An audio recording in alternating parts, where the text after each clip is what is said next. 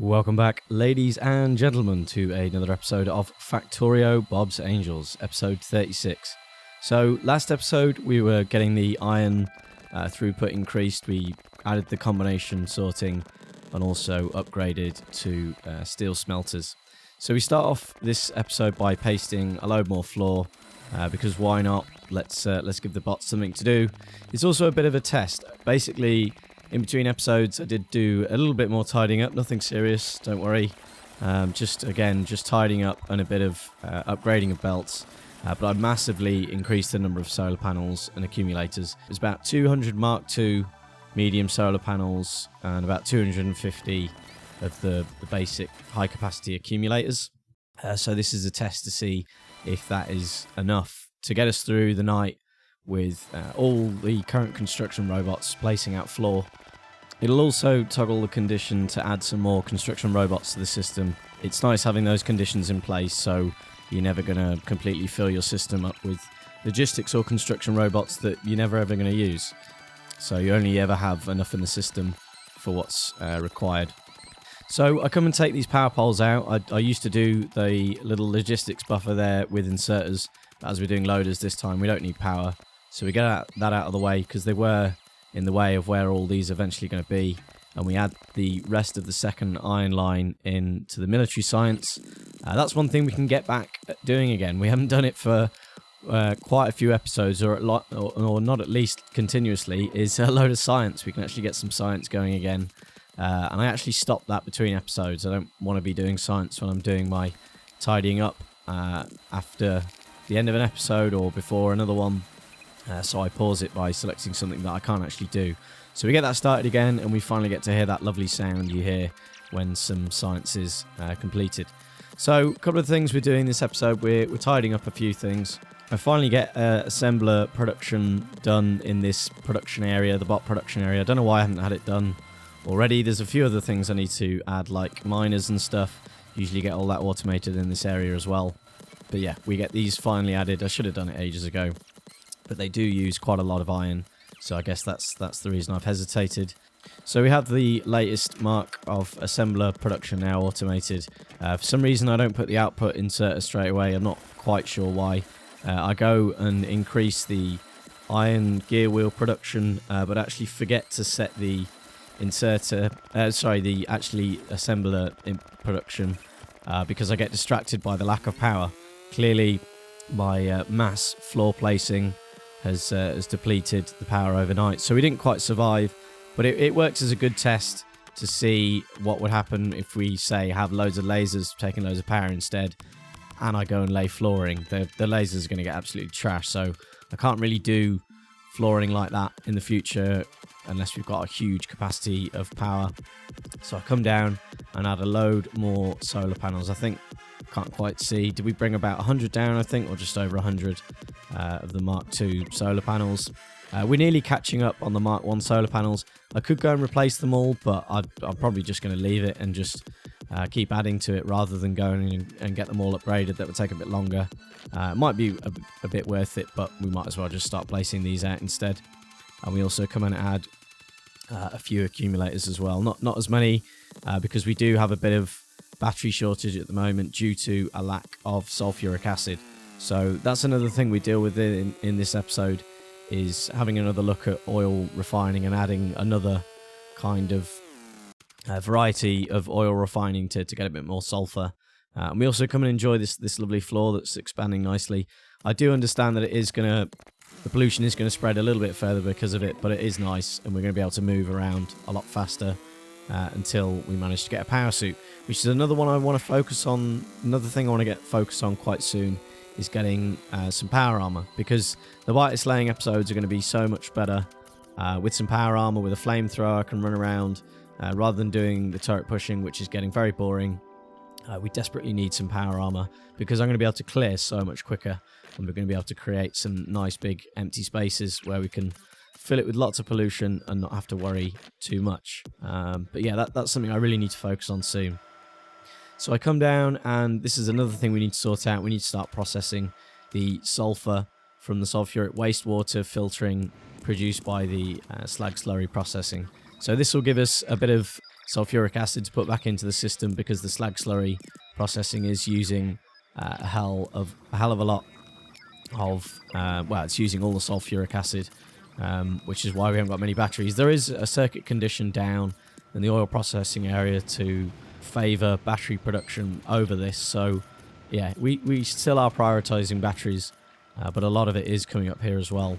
So we get this little area set up to produce this, which does require a lot of oxygen, and I do go a bit crazy with the voiding of the gas of the is it hydrogen, which I could probably barrel up and stick it in the system, but we're going to be producing loads of it, so as soon as there's a shortage of it, I can just come and grab it at any time. There's no point really stockpiling it. So we get even more laser turret stuff set up, and we get a bit of turret damage as well. I can't remember if the sniper turrets have their own individual upgrades, bullet and shooting speed upgrades, I don't know, or if they're affected by that, but I add it anyway. But we get all things laser researching first. I also come up and change the sulfuric or the slag, the end product of the slag slurry basically, to tin and lead. We have still got quite a bit of lead stockpiled, but we're almost out of tin because we've completely run out of bobmonium, and we've finished processing the last of the rubite as well.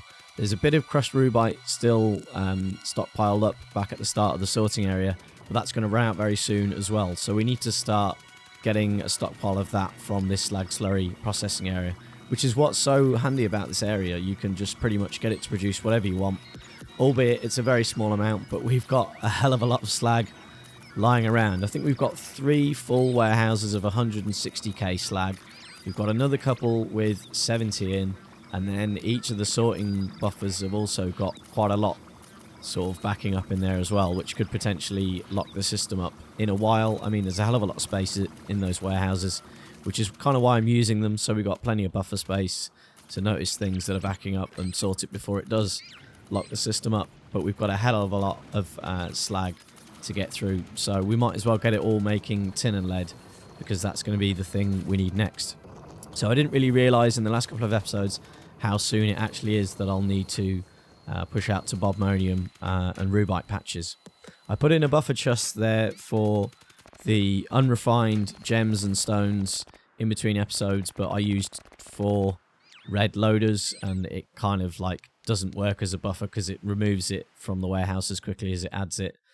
So I put in a yellow one to put back in, so it will then act as a buffer, and then when we start to process them enough, if we do, it starts to push it back again. I don't know, there's probably a better system I could put in there rather than just filling up loads of warehouses, but we need to make sure we keep on top of the geodes, although I don't think we're going to do masses of flotation, so we'll see, but at least it keeps that running. We do have all the gem refining now backing up nicely, which is great. We should have plenty put together. I did notice or forgot that how long gems actually take to process, so we might have to expand that area, or it might be alright until we get to modules and we can put in some speed modules and efficiency modules.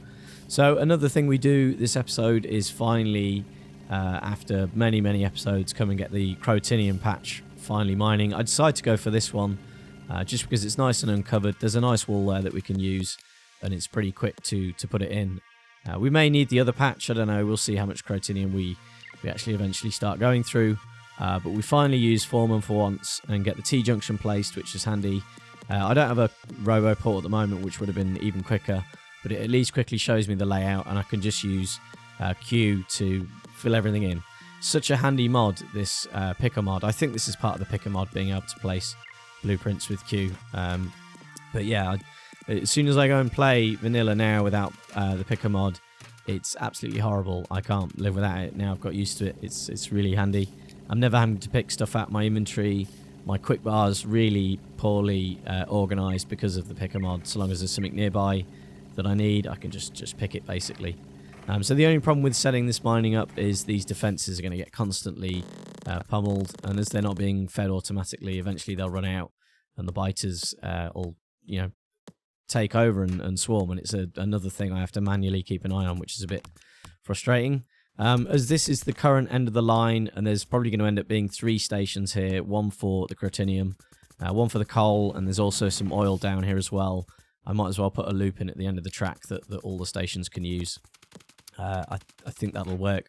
Although if I'm putting stations down below the track... No, that should be fine, yeah. So the loop will be quite handy. I don't have to have 3 loops in. I can just have the one.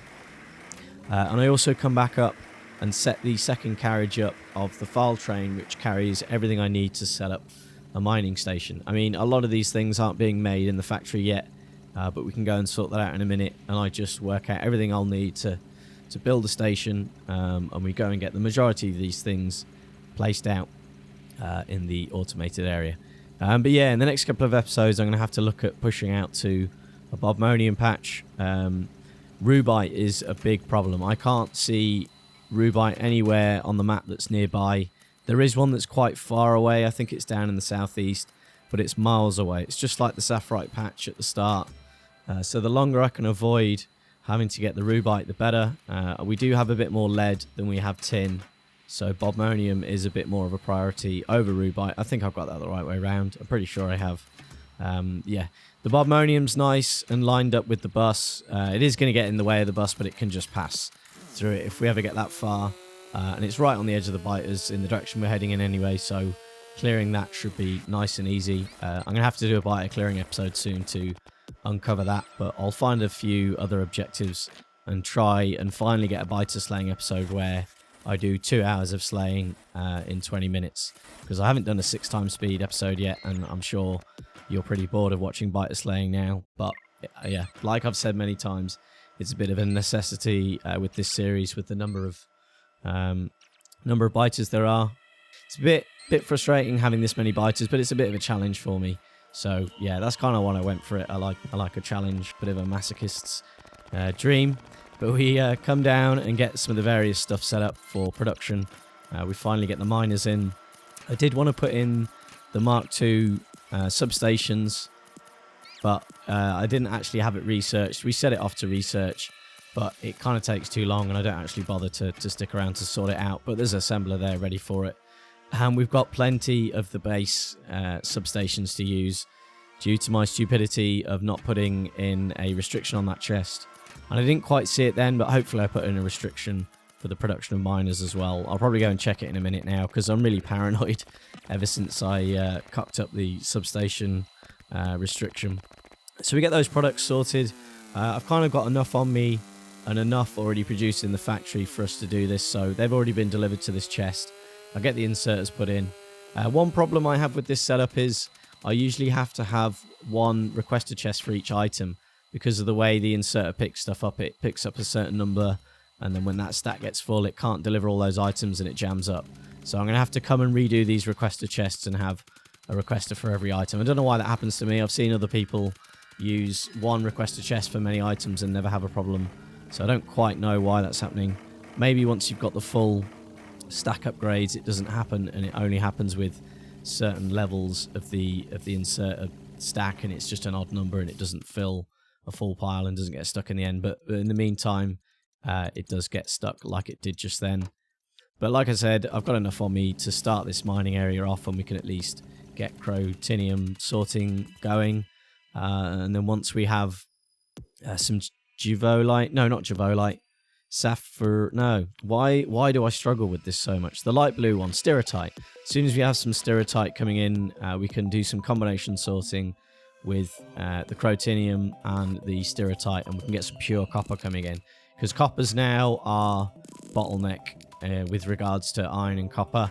Obviously tin's going to be the biggest problem next, but yeah, by the end of this episode you'll see a pretty thin line of copper on the bus, and that then becomes our downfall for science, because military science is going to be using a hell of a lot of copper. It's going to be using it for the piercing ammunition and for the base turrets. I don't think it uses it for grenades.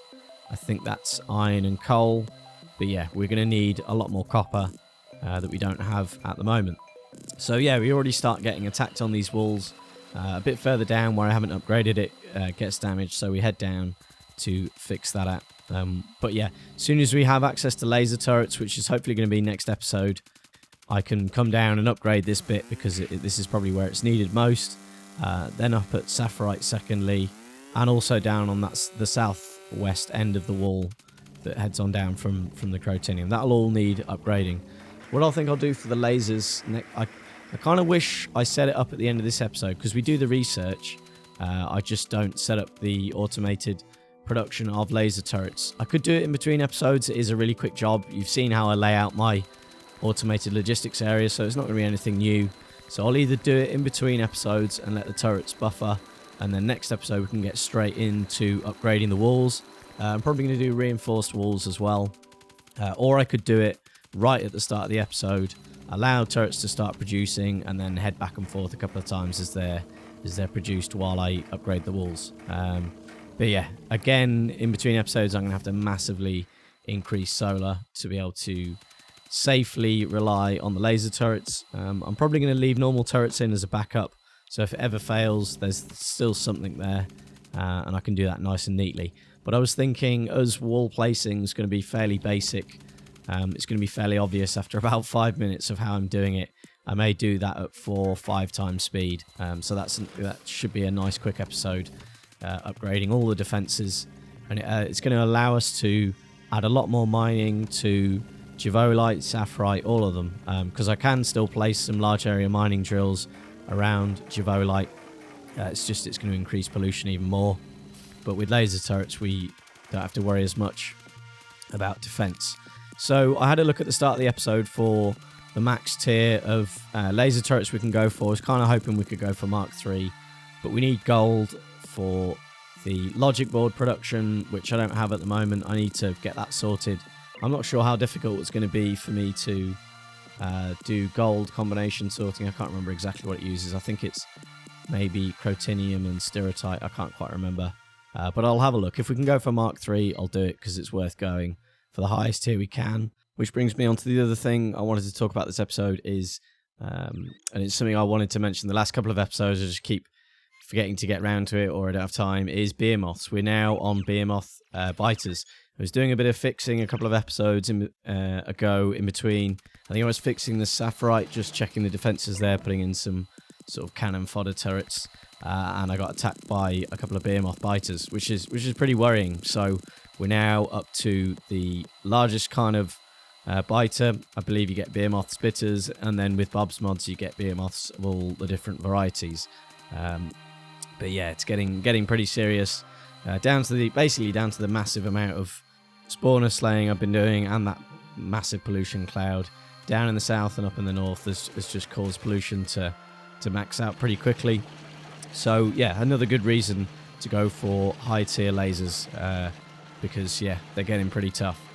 Another thing I wanted to talk about was a couple of more comments I didn't mention in the episode where I came back off my trip, was about new games. I'm going to be playing any new games. I am planning on doing a Stellaris multiplayer soon. I hope you guys enjoy Stellaris. There's maybe going to be 4 of us, probably definitely 3 of us. It was originally going to be 2, which then became 3, and now there's potentially 4. So we'll see how it goes. Maybe going to be doing some recording. It's going to be based on the new Utopia update. So as soon as that comes out, we're going to get together and, well, not physically sit in the same room, but just play online. But yeah, we're going to sit down and record some episodes. We'll see how that goes.